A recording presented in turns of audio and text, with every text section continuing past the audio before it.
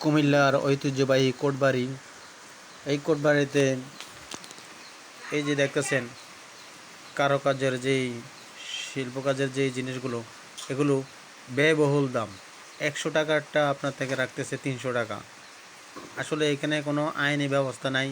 আইনি ব্যবস্থা থাকলে ওদের কিন্তু এই জুলুমটা, এই যারা সাধারণ মানুষ যাচ্ছে ওদের একটা জিনিস শখ করে কিনবে, বাচ্চাদের জন্য কিনবে, এই জিনিসটা ওরা 100 টাকারটা 200 টাকা রাখতেছে, 300 টাকা রাখতেছে, মানে জুলুম করতেছে। এগুলো যদি প্রশাসনিকভাবে ওদেরকে একটু নজরদারি রাখতো তাহলে আশা করি ভালো হতো। কুমিল্লা প্রশাসনের ব্যবস্থাপনা পরিচালক যারা আছেন তাদেরকে অনুরোধ করব, আপনারা যদি দয়া করে এদিকে একটু নজরদারি দেন। এই শালবন বিহারে অনেক মানুষ আসে, বিভিন্ন জায়গা থেকে মানুষ আসে। এগুলো তো ওরা যেভাবে জুলুম করতেছে মানুষের উপরে, মানুষ তো কুমিল্লার বদনাম করতেছে এগুলো দেখে দেখে। এই যে দামগুলো 100 টাকারটা ওরা 300 টাকা নেবে, এটা কেমন করে হয়? জুলুম হয়ে যাচ্ছে। সবারই তো